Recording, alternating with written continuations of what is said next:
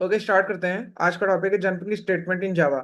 So basically आज हम पढ़ने वाले हैं कि जंपिंग स्टेटमेंट को हम लोग कैसे यूज करते हैं, इसका यूज क्या है और इसका सिंटैक्स क्या है। ये सारी चीजें जंपिंग स्टेटमेंट के बारे में हम लोग आज पढ़ने वाले हैं, ठीक है। अभी जैसे हमने लास्ट लेक्चर्स में पढ़ा है कि भाई लूप हमने पढ़ा है, हमने मेथड्स पढ़ा है, ठीक है। तो जंपिंग स्टेटमेंट जो है ना, ये हमारे लूप और मेथड से रिलेटेड ही होते हैं। तो जंपिंग स्टेटमेंट तीन टाइप के होते हैं, ठीक है। कौन कौन से होते हैं? ये होते हैं, हमारे पहला होता है ब्रेक, ठीक है, ब्रेक। उसके बाद में हमारे पास आता है कंटिन्यू, ठीक है, ब्रेक कंटिन्यू, ठीक। और उसके बाद में आता है रिटर्न, ठीक। इसमें से रिटर्न तो आप लोगों को मैंने बता दिया है, ठीक है। रिटर्न जब हम करते हैं तो भाई रिटर्न टाइप जो हमने याद है, रिटर्न टाइप की याद है, वहां पे हमने रिटर्न लिखा था। अभी इसको और डिटेल में हम आगे पढ़ेंगे, लेकिन रिटर्न टाइप से आप फेमिलियर हो कि रिटर्न हमने कुछ किया था, ऐसा कुछ हमने कोड में लिखा था, ठीक है। बाकी अभी ब्रेक और कंटिन्यू आपके लिए दोनों नए हैं, तो इसके लिए अभी हम आगे देखने वाले हैं कि भाई कैसे वर्क करते हैं, ठीक है। अभी इनको समझने के लिए ना, ऐसे समझो कि सूरज कोई एग्जाम दे रहा है, ठीक है। सूरज कोई एग्जाम दे रहा है, ठीक है, जिसमें 5 क्वेश्चन है, जिसमें 5 क्वेश्चन है। एक, दो, तीन, चार, पांच, ठीक है। अब सूरज के पास ये चॉइस है कि भाई इन पांचों क्वेश्चन में से वो तीन कर सकता है, बस तीन कर देगा तब भी वो पास माना जाएगा, ठीक है। तो अभी क्या होगा, अभी फॉर एग्जांपल ये हमारे पास में अगर ऐसे ना हो कि एक एरे होता, ठीक है, हमारे पास में एक एरे होता ऐसे, ठीक। ये एक हमारे ऐसे एरे होता, मतलब 0 1 2 3 4। तो अब इसको अगर हम भाई आइटरेट करते कि तीन क्वेश्चन अगर करने हैं, तो हम ये चेक कर सकते हैं कि जैसे उसका थर्ड क्वेश्चन आया, वो क्या करेगा, वो वहीं से भाई क्विट कर देगा कि भाई 3 क्वेश्चन मेरे हो गए, अब मैं जा रहा हूँ एग्जाम हॉल से और मेरा काम हो गया, ठीक। तो उसको मतलब आगे 2 क्वेश्चन पे जाने की जरूरत नहीं है। तो अगर इस एरे को हम लोग लूप के थ्रू करते तो कैसे करते?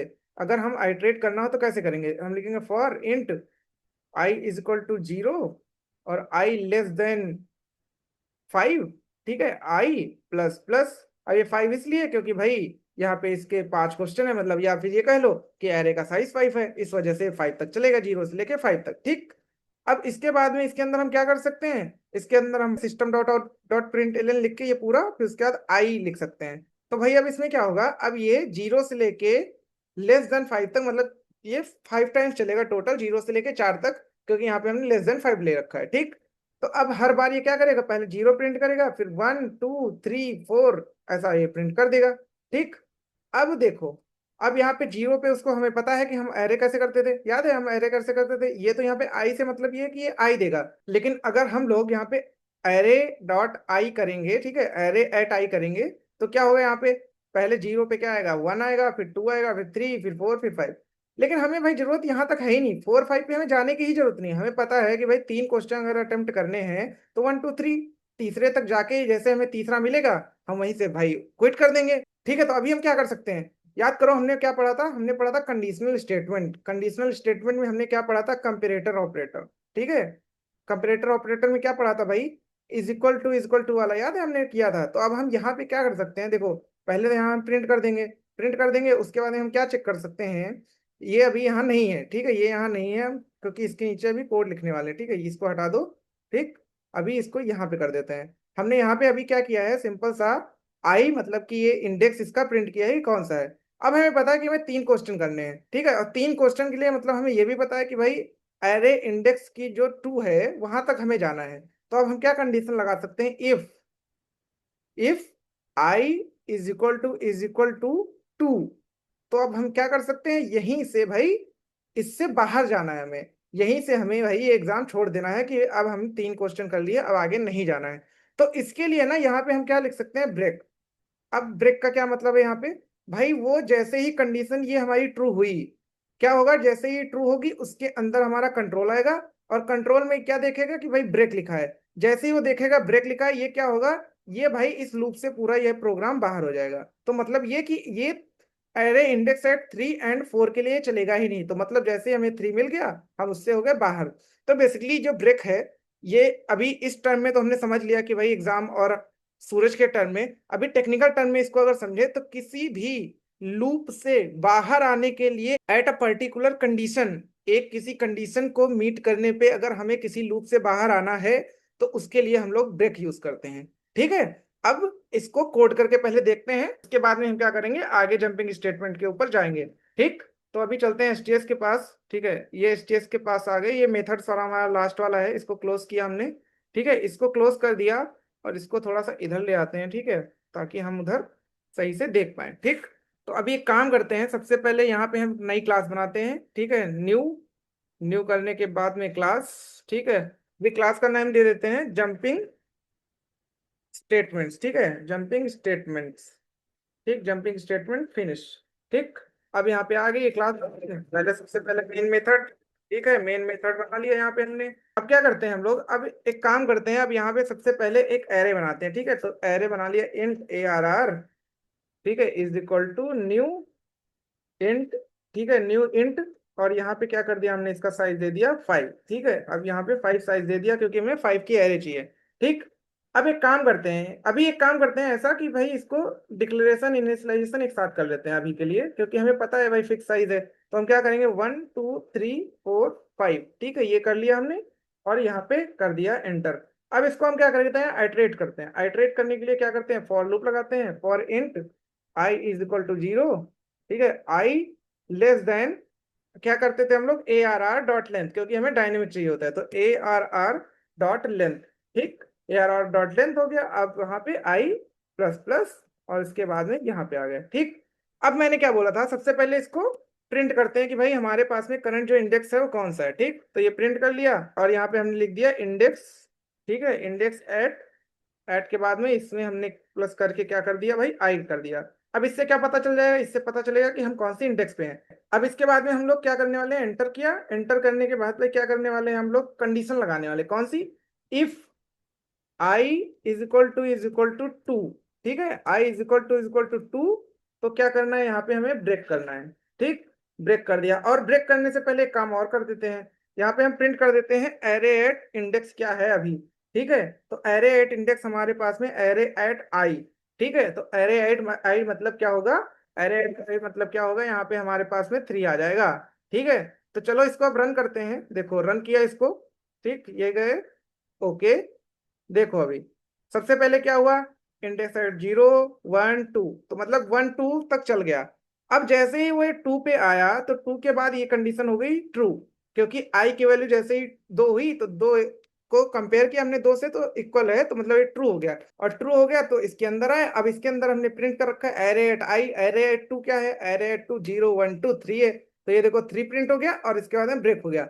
अब ब्रेक हो गया, इसके बाद अगर देखो तो यहाँ पे आपको 4 और 5 प्रिंट होके नहीं दिखा है। इसका मतलब क्या हुआ कि भाई लूप के अंदर जाने के बाद जैसे ये कंडीशन मेट हुई, जैसे ये कंडीशन मेट हुई, तो क्या हुआ भाई, ये जो लूप से बाहर आ गया हमारा कंट्रोल, जैसे ही ब्रेक मिला तो हमारा लूप से कंट्रोल बाहर आ गया। तो बेसिकली एक हमारे रनिंग प्रोग्राम में अगर हमें कुछ तोड़ना है, उसको ब्रेक करना है, ठीक है, तो इन सारी चीजों के लिए ना जंपिंग स्टेटमेंट हम लोग यूज में लाते हैं। तो ये हो गया भाई आपका ब्रेक, की ब्रेक कैसे यूज होता है। अब इसके बाद चलते हैं अपने उधर, और यहाँ पे देखते हैं अगला। अगला अब देखो हमारे पास में क्या है, कंटिन्यू। अब क्या है, अब ये समझो कि भाई ये हमारा जो सूरज है ना, ये यहाँ पे एग्जाम दे रहा है। ठीक है, अब एग्जाम देने में क्या हुआ भाई, एग्जाम देने में ये हुआ कि उसको फॉर एग्जाम्पल थर्ड क्वेश्चन ना थोड़ा टफ लग रहा है, तो अब वो 4 पे जाएगा। अब थर्ड क्वेश्चन को वो क्या करेगा, स्किप करेगा। तो बेसिकली कंटिन्यू कुछ नहीं है, एक स्किप है। अगर हमें कुछ स्किप करना है, करंट आइटरेशन को स्किप करना है, कुछ नहीं परफॉर्म करना है, तो उसके लिए हम लोग कंटिन्यू यूज करते हैं। अब कंटिन्यू में होगा क्या कि भाई हम सबसे पहले यहाँ जाएंगे, ये चेक करेंगे, ये चेक करेंगे, ये चेक करेंगे। जैसे उसको 3 मिलेगा, वो क्या करेगा, कंटिन्यू करेगा। कंटिन्यू करेगा मतलब ये कि भाई ये कंटिन्यू होके यहाँ कुछ नहीं होगा, और यहाँ 4 पे चला जाएगा। ठीक है, तो चलो अगर कोड की बात करें तो कोड में क्या होगा, देखो जैसे यहाँ पे हमने इज इक्वल टू 2 के लिए चेक किया है कि भाई हमारा अगर यहाँ पे इसका इंडेक्स 2 मिल जाए, ठीक है, 2 मतलब कि भाई थर्ड क्वेश्चन आ जाए, तो उसको ब्रेक कर दो, क्योंकि उसको 3 ही क्वेश्चन करने हैं। अब उसको देखो यहाँ पे पता चल गया कि थर्ड वाला जो है ना वो टफ है, तो उसको स्किप करना है, अब फोर्थ पे जाना है। तो यहाँ पे ये कंडीशन सेम रहेगी, बस यहाँ पे ब्रेक की जगह पे कंटिन्यू हो जाएगा। ठीक है, ब्रेक की जगह पे क्या हो जाएगा, कंटिन्यू। ठीक, अब यहाँ पे हो गया कंटिन्यू। ठीक है, तो अब चलते हैं हम स्टेज के ऊपर फिर से। ठीक है, अब देखो यहाँ पे ये कंडीशन थी। ठीक है, इसको अब हम कर देंगे कमेंट। ठीक है, तो अब कमेंट हमने देख ही रखा है, कमेंट क्या होगा कि भाई यहाँ पे कमेंट अब इग्नोर कर देगा इस पूरे कोड ब्लॉक को। तो अब क्या करते हैं, if I is equal to 2। ठीक है, तो इसको क्या कर देंगे हम लोग, कंटिन्यू। ठीक, कंटिन्यू, कंटिन्यू यहाँ पे कर दिया। तो अब होगा क्या बेसिकली, अब ये होगा कि सबसे पहले तो देखो 0 1 के लिए तो ये चल जाएगा, मतलब 0 1 मतलब इंडेक्स एट 0, इंडेक्स एट 1 के लिए तो ये चल जाएगा। जैसे ही इंडेक्स एट 2 आएगा तो वहां पे ये कुछ नहीं करेगा, इसको कंटिन्यू कर देगा। ठीक, अब कंटिन्यू कर देगा तो इसको एक काम करते हैं, इसको कंट्रोल एक्स करते हैं। ठीक, कंट्रोल एक्स किया, यहाँ पे डाल दिया। अब देखो, अब यहाँ पे मैंने इसलिए डाला कि अगर मैं यहाँ पे कंटिन्यू लिखता, ठीक है, तो आपको कुछ पता ही नहीं चलता कि स्किप हुआ भी है या नहीं। क्योंकि अगर यहाँ लास्ट में हमने कंटिन्यू डाल दिया तो भाई यहाँ इसके बाद में कुछ कोड था ही नहीं, तो आपको पता ही नहीं चलता है, तो इसलिए मैंने यहाँ पे डाल दिया। अब देखना, अब यहाँ पे बेसिकली ये 3 को, यहाँ पे जो 3 है ना, इसको ये स्किप मार देगा। ठीक, इसको स्किप मार देगा, या फिर ये कह लो इंडेक्स एट 2 को ये स्किप मार देगा। ठीक, और उसके बाद में 4 एंड 5 दोनों को प्रिंट कर देगा। ठीक, अब दोनों को प्रिंट कर देगा। ठीक है, अभी के इस केस में फॉर एग्जांपल हम ऐसा मान लेते हैं कि उसको भाई पांचों क्वेश्चन करने थे, पांचों क्वेश्चन में से उसको ये थर्ड वाला जो है ना, ये थोड़ा सा टफ लगा कि अभी नहीं हो पाएगा।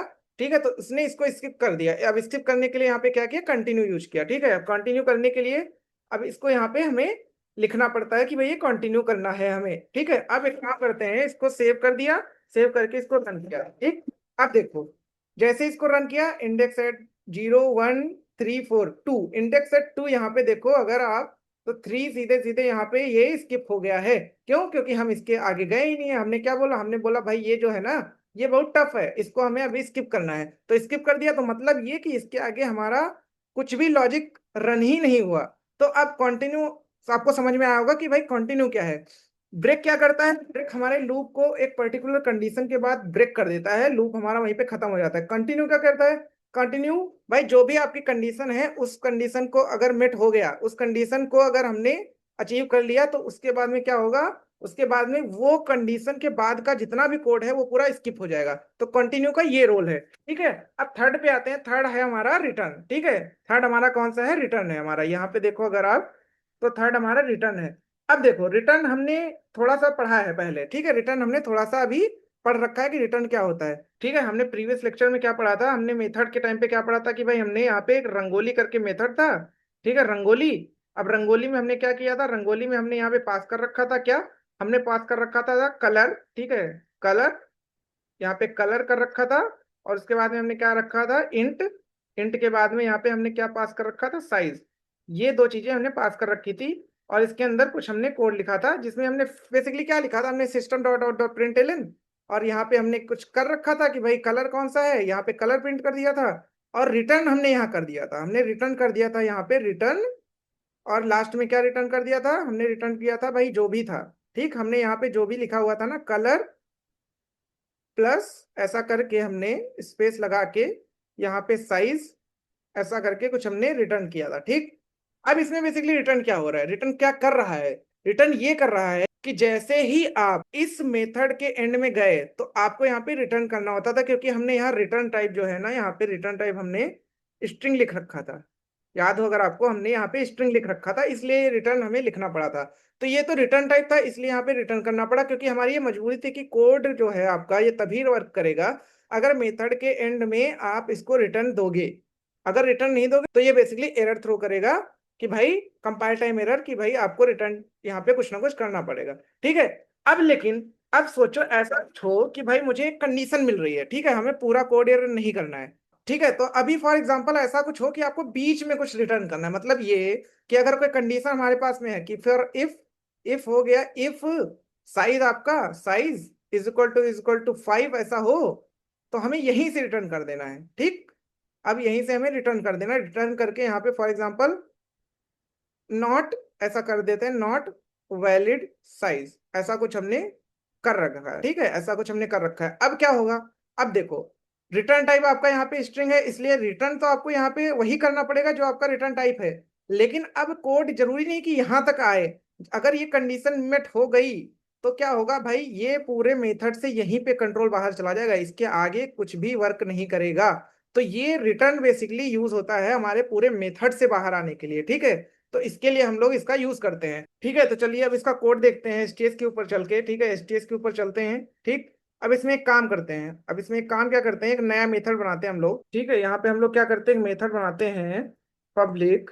ठीक, पब्लिक स्टैटिक, स्टैटिक के बाद हम यहाँ लिख देते हैं स्ट्रिंग। ठीक, और स्ट्रिंग के बाद लिख देते हैं क्या, जंपिंग, जंपिंग करके, जंपिंग मेथड ऐसा करके कुछ लिख देते हैं, ठीक है, जंपिंग मेथड करके ऐसे बना दिया, ठीक। अब इसके अंदर हमने पास कर दिया कोई साइज, ठीक है, इंट साइज ऐसा करके कुछ पास कर दिया, ठीक। अब यहाँ पे देखो, यहाँ पे एरर दे रहा है क्योंकि हमें स्ट्रिंग इसको रिटर्न करनी पड़ेगी, ठीक। तो अभी यहाँ पे अगर आप देखोगे भी तो यहाँ पे अगर आपको मैं दिखाऊं तो देखो, this method must return a result of type string, क्योंकि हमने यहाँ पे रिटर्न टाइप स्ट्रिंग दे रखा है। तो अब यहाँ पे अगर हम रिटर्न कर दें, रिटर्न में कुछ भी लिख देते हैं कि ठीक है वर्ड ऐसा करके लिख दिया, वर्ड करके, ठीक। तो अब ये देखो चल जाएगा, ठीक।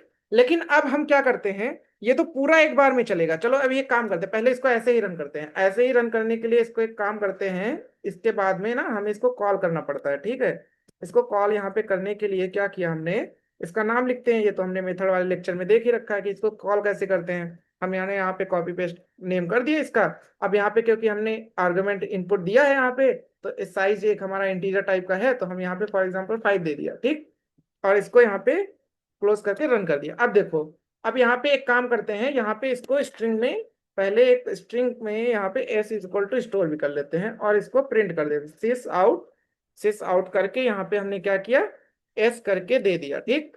तो अब क्या होगा, देखो इसको रन किया हमने, रन कर दिया। अब यहाँ पे ये तो देखो ऊपर वाला चला है तो इससे छोड़ दो। ये देखो यहाँ पे हमने रिटर्न किया था वर्ड, ठीक है, यहाँ पे हमने वर्ड रिटर्न किया तो इसलिए यहाँ पे ये वर्ड प्रिंट हो गया। अब ये तो पूरा नॉर्मल फ्लो है, लेकिन अगर हमें इसमें क्या करना है कि भाई बीच में ही हमारी कोई ऐसी कंडीशन है कि हमारे में अगर वो मीट होगी तो क्या होगा, वहीं से हमारा कंट्रोल वापस चला जाएगा, मतलब वहीं से मेथड हमारा एंड हो जाएगा। तो इसके लिए क्या करना है, फॉर एग्जाम्पल हम एक कंडीशन लगाते हैं, इफ साइज, ठीक है, साइज इज इक्वल टू 5। अगर ये ऐसा हुआ, इज इक्वल टू 5, अगर ऐसा हुआ तो भाई क्या होगा, हम यहीं से रिटर्न करते हैं, रिटर्न, ठीक है, रिटर्न करके लिख देते हैं इनवैलिड, इनवैलिड साइज, ठीक, इनवैलिड साइज करके दे दिया और इसको कर दिया। तो अब बेसिकली क्या होगा, अब देखो, अब यहाँ पे हम कंट्रोल सेव करते हैं, ठीक। अब होगा ये कि जैसे ये मेथड कॉल होगा तो यहाँ से ये 5 जो है यहाँ पे आ ही जाएगा, पता ही है आपको।